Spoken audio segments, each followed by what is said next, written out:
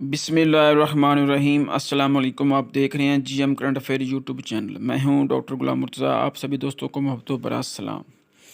नाज़रीन, आज मंसूर अली खान ने निहाल हाशमी का वो हाल किया है कि आप खुद देख लें।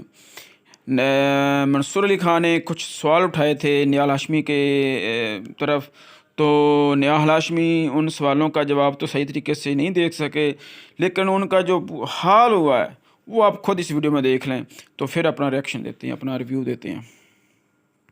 सूरत हाल पर सवाल है। सवाल number 1, supreme court practice and procedure bill पर अमल दरामद रोक दिया गया है। क्या कानून बनने से कबल सुप्रीम कोर्ट इस पर अमल दरामद रोक सकती है? सवाल नंबर 2, वफाकी हुकूमत ने सुप्रीम कोर्ट के फैसले को मुस्तरद कर दिया और इलेक्शन कमीशन को पैसे जारी नहीं किए गए। क्या सुप्रीम कोर्ट हुक्म उदूली का इल्जाम लगाकर वजीर आजम शहबाज शरीफ पर तौहीन अदालत लगा सकती है? सवाल नंबर 3, क्या हुकूमत का सुप्रीम कोर्ट के फैसले के सामने खड़े हो जाना और अदालती फैसले को पार्लिमानी करारदादों के जरिए मुअत्तल करने को जमहूरी रवैया कहना जायज है? सवाल नंबर 4, क्या आईनी तौर पर पाकिस्तान की काबीना इतनी बाइख्तियार है कि वो सुप्रीम कोर्ट के फैसले को मुस्तरद कर सके? सवाल नंबर 5, सुप्रीम कोर्ट तमाम महकमों के सरबराहान को तलब कर रही है, लेकिन मुल्क के चीफ एग्जीक्यूटिव वजीर आजम शहबाज शरीफ को जाती हैसियत में क्यों तलब नहीं कर रही? सवाल नंबर 6, सुप्रीम कोर्ट ने स्टेट बैंक के कायम काम गवर्नर को हुक्म दिया है कि वो 21 अरब रुपए बराह रास्त इलेक्शन कमीशन को जारी कर दें। क्या कानूनी तौर पर स्टेट बैंक किसी को इस तरह पैसे जारी कर सकता है? सवाल नंबर 7, स्टेट बैंक अगर इलेक्शन कमीशन को पैसे जारी करेगा तो वो पैसे किसके अकाउंट से जारी होंगे और किस कानून के तहत जारी होंगे? सवाल नंबर 8, हुकूमत और हुक्मरान जमातें ही अगर सुप्रीम कोर्ट के फैसले को नहीं मानेंगी तो फिर आम लोग अदालतों के फैसलों को क्यों तस्लीम करेंगे? सवाल नंबर 9, इमरान खान ने कुछ दिन पहले कहा था कि वो अक्टूबर में इलेक्शन के लिए इंतजार कर सकते हैं अगर हुकूमत के पास कोई ठोस तजवीज हो तो। अगर हुकूमत के पास कोई ठोस मुतबादिल है तो बताने में क्या हर्ज है? सवाल नंबर 10, जजेस के खिलाफ ऐसा रेफरेंस काबिल समात हो सकता है जब शिकायत कुनंदा के पास कोई ठोस सबूत मौजूद हो कि इस फैसले के पीछे कोई साजिश थी या कोई गैर कानूनी इकदाम इसकी वजह था? फैसलों की बुनियाद पर जजों के खिलाफ रेफरेंस दायर करने की क्या हैसियत होगी? सवाल नंबर 11, सीनियर सहाफी हामिद मीर ने कॉलम में लिखा है कि जिस तरह इमरान खान और नवाज शरीफ एक दूसरे से बात करने के लिए तैयार नहीं, इसी तरह जस्टिस उमर अता बंदयाल और जस्टिस काजी फाइज ईसा एक दूसरे के साथ बैठने के लिए तैयार नहीं। क्या जजेस की अना की कीमत मुल्क और अवाम अदा कर रहे हैं? सवाल नंबर 12, वजीर कानून ने तस्लीम किया है कि उन्होंने जूनियर जजों को सुप्रीम कोर्ट में लाने के लिए वोट दिया और वो अपने किए पर माफी चाहते हैं। क्या वो ये भी बताएंगे कि उन्होंने ये वोट देकर असूल से इनहराफ क्यों किया था, किसके कहने पर किया था और हुकूमत ने इस फैसले से कौन सा सियासी फायदा उठाया या सियासी फायदा उठाने की कोशिश की गई? सवाल नंबर 13, क्या पाकिस्तानी अवाम को सारे स्टेक होल्डर्स की मिली भगत से एक ऐसा ड्रामा दिखाया जा रहा है जिसका स्क्रिप्ट पहले से तयशुदा है? इन तमाम सवालों के जवाब ढूंढने की कोशिश करेंगे। सबसे पहले निहाल हाशमी साहब से जरा उनकी राय लेते हैं। आज एक बहुत बड़ा हुक्म जारी हुआ है सुप्रीम कोर्ट ऑफ पाकिस्तान की जानिब से। निहाल हाशमी साहब, स्टेट बैंक ऑफ पाकिस्तान को डायरेक्टली कह दिया गया है कि जनाब आपके पास 17 अप्रैल तक का टाइम है, 17 अप्रैल तक जो है 21 अरब रुपया इलेक्शन कमीशन ऑफ पाकिस्तान को जारी कर दिए जाएं। क्या मौकफ है हुकूमत का, किस तरह देख रही है इस सारे मामले को? बिस्मिल्लाहिर्रहमानिर्रहीम। मंसूर भाई, ये ऐसे ही है कि कैबिनेट किसी सिविल जज या मजिस्ट्रेट को ये हुक्म सादर करे कि आप हमारे कहने के मुताबिक इस बंदे को आप बरी कर दें, इसको बेल दे दें या इसको मकान का कब्ज़ा दे दें या इसको मकान से बेदखल कर दें डायरेक्ट।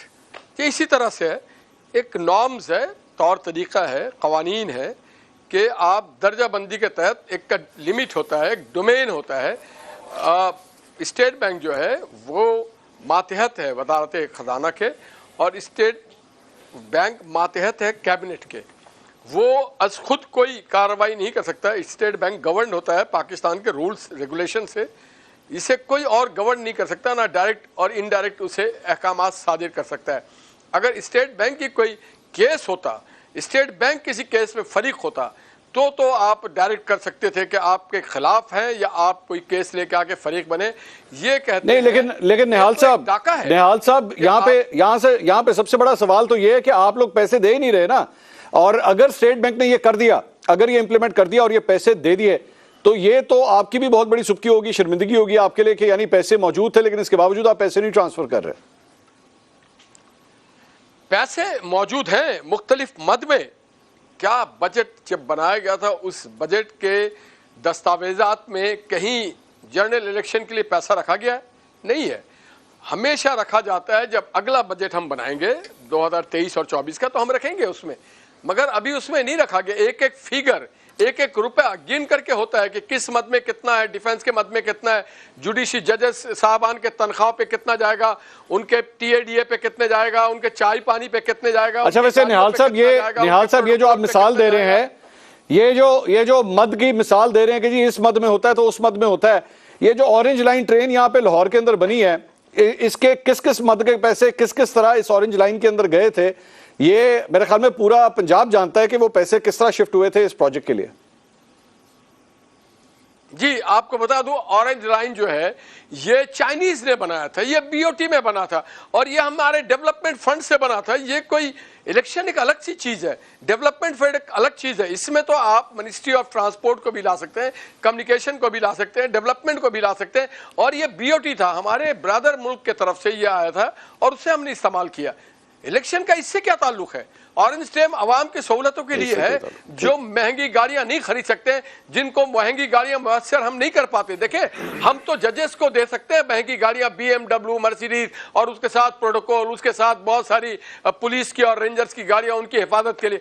गरीब को तो हम बस देते हैं भाई, और अगर आपको इतराज है उस बस पे तो बहुत अफसोस की बात है। हम गरीब को एक सस्ती सवारी दे रहे हैं, ट्रेन दे रहे हैं, हम तो गरीब के लिए ना दें, सिर्फ हम मराद जी यहाँ पे गरीब का हक, यहाँ पे गरीब के वोट का हक भी है सर, का पैसा है, यहाँ पे गरीब के वोट का हक भी है, तो है ना, ये हक भी तो उसको पूरा करके देंगे, वो वोट डाले जाके। जैसे ही असेंबली डिसॉल्व होगी, जैसे ही असेंबली डिसॉल्व होगी उसके 90 दिन के अंदर अंदर हम वोट दे देंगे।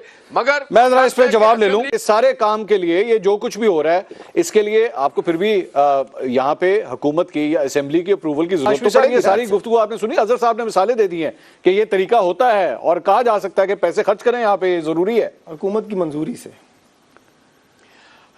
देखिए दाऊद साहब ने आपको बड़ा क्लियर कहा है, 84 में क्या लिखा है, फेडरल गवर्नमेंट शल, फेडरल गवर्नमेंट मीन्स हुकूमत वक्त, वफाकी हुकूमत, उसमें नहीं लिखा है और एनी अदर इंस्टीट्यूशन, और फेडरल इंस्टीट्यूशन नहीं लिखा है, और एनी अदर डिपार्टमेंट नहीं लिखा है। Federal government means, federal government के माने सुप्रीम कोर्ट नहीं होता। और दूसरी बात जो अदर कह रहे हैं वो बात ठीक होगा, मगर अदालत ने फेडरल गवर्नमेंट को या वापदा को कहा होगा कि आप इसके लिए फंड मख्तस करें कि इसके इलाके में बिजली पहुंचाई जाए। ऐसे ही हुआ था, मैं उसके लिए एक डेवलपमेंट बजट होता है वापदा के पास, वो डेवलपमेंट बजट होता है, और वो डेवलपमेंट बजट किसी और जगह एलोकेट किया होता है, वो उसको उनके मोहल्ले में या उनके गांव में पहुंचा दिया गया, मगर ये पहुंचाने वाले वापदा। अच्छा निहाल साहब, मैं चले आपका पॉइंट आ गया, एक सवाल ले लीजिए सर, अब एक सवाल ले लीजिए। अब जारी बात है स्टेट बैंक जो है वो तो वैसे ऑटोनोमस है, वो तो एक ऑटोनोमस बॉडी है ना, अब तो वो जब अहकामात आ गए हैं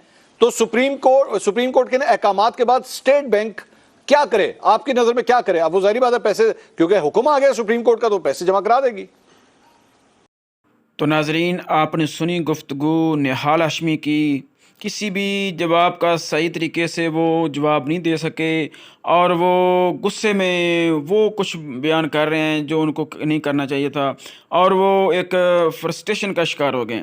तो यही तो आज की हमारी वीडियो। उम्मीद करते हो आपको हमारी वीडियो पसंद है, कि वीडियो पसंद है तो वीडियो को लाइक करें, शेयर करें, हमारे चैनल को सब्सक्राइब कर दें। मिलते हैं अगली वीडियो में किसी नए करंट टॉपिक के साथ, तब तक दीजिए इजाज़त। अल्लाह हाफिज़।